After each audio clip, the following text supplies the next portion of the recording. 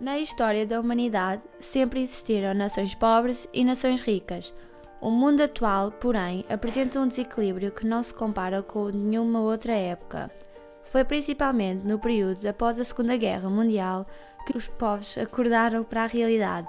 O mundo estava desequilibrado, pois um grande desnível político e económico-social separava uma nação de outra. Assim, além da divisão do mundo em países capitalistas e socialistas, havia outra. De um lado, os países do norte, ricos, poderosos e desenvolvidos, e do outro lado, os países do sul, pobres, fracos e subdesenvolvidos. Ou seja, podemos considerar que existem dois mundos. Do mundo desenvolvido fazem parte os países com alto nível de industrialização, em que grande parte da energia humana é substituída pela força das máquinas a vapor, gás, eletricidade, petróleo e energia nuclear.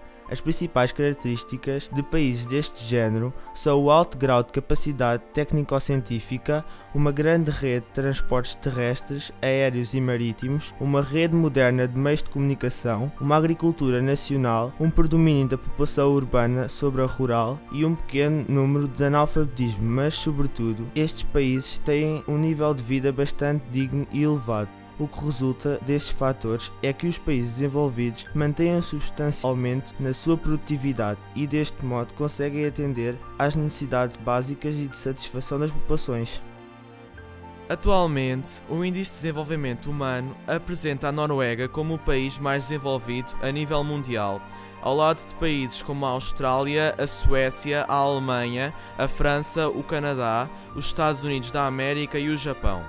O IDH envolve um conjunto de três índices principais: o nível de vida, calculado pelo Produto Interno Bruto por habitante, o grau de instrução, calculado através da taxa de escolarização bruta e através da taxa de alfabetização de adultos, e a longevidade, calculada pelo Índice de Esperança Média de Vida. O desenvolvimento é tanto maior quanto maior for o IDH. Por outro lado, a grande maioria dos países localizados abaixo da linha do Equador são os países subdesenvolvidos.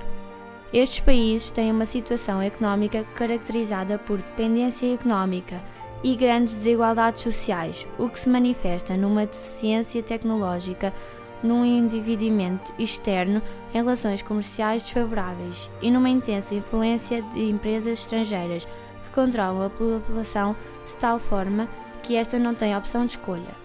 Para além disso, as condições de acesso aos cuidados de saúde, à instrução, à água potável, à higiene, à alimentação e a outro tipo de necessidades básicas são muito reduzidas e há grande propagação de doenças e infecções. Para além disso, muitos países subdesenvolvidos ainda possuem hábitos, aspectos culturais e doutrinas religiosas que os levam a afastar-se do desenvolvimento humano.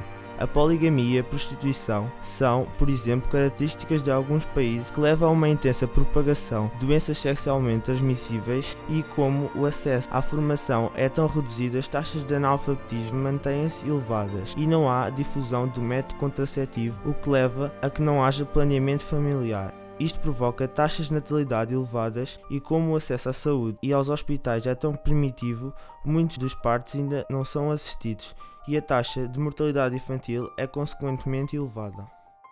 No entanto, neste vídeo, damos particular ênfase a casos particulares de contraste entre um país subdesenvolvido e um país desenvolvido, que se apoiam na desigualdade do género.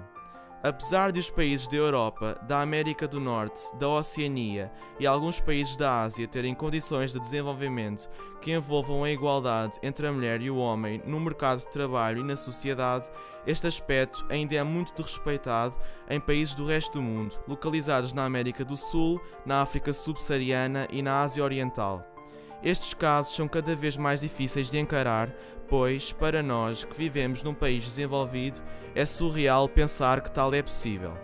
Ao contrário de Portugal, em que a percentagem de raparigas no ensino ronda os 45% e que a percentagem de mulheres no mercado de trabalho ronda os 48%, e da Suécia, que é o país do mundo com mais desigualdade entre género, pois foi a pioneira em medidas deste porte, o mesmo não acontece com países como a Arábia Saudita ou o Afeganistão.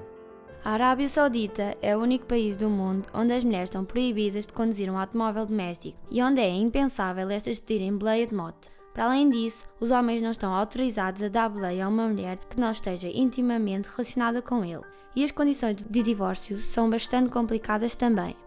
No Líbano, por exemplo, as mulheres maltratadas ou abusadas não podem pedir divórcio baseando-se na sua insatisfação. É necessário haver depoimento de uma testemunha ocular. No Egito, as mulheres podem exigir o divórcio, mas são obrigadas a renunciar aos direitos financeiros do casal, ou seja, têm de comprar a sua liberdade. Em Israel, o divórcio só é possível se o homem o permitir. E não para aqui. Em muitas zonas do Afeganistão, as raparigas são muitas vezes expulsas do recinto escolar quando alcançam a puberdade. E os maridos do Egito, Síria e Bahrein podem registrar uma queixa oficial no aeroporto para proibir as suas esposas de deixar o país. Já no Iraque, na Líbia, na Jordânia, em Marrocos, em Omã e em Iêmen, as mulheres casadas devem ter permissão assinada pelo marido para viajar ou serão impedidas à passagem.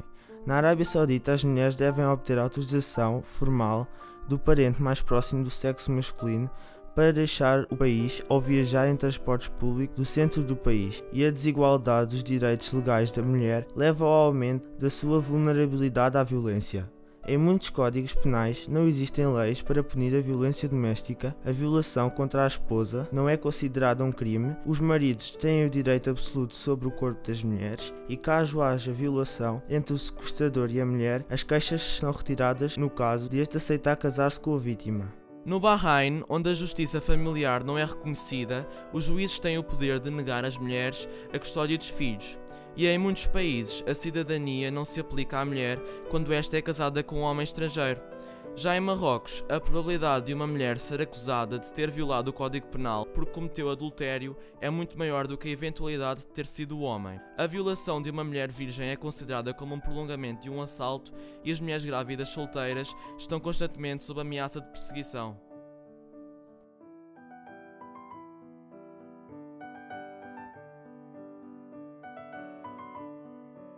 Na China, registaram-se casos de casais que pagaram ecografias ilegais com o intuito de descobrir o sexo do bebê.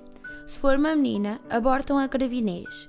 Isto acontece porque o governo chinês implementou políticas antinatalistas que permitem apenas que o casal tenha um filho, de forma a controlar o crescimento populacional do país. O problema é que muitos casais preferem tradicionalmente herdeiros do sexo masculino e ficam motivados com esta medida para criarem apenas meninos, pois imaginam que estes sejam melhores que as meninas.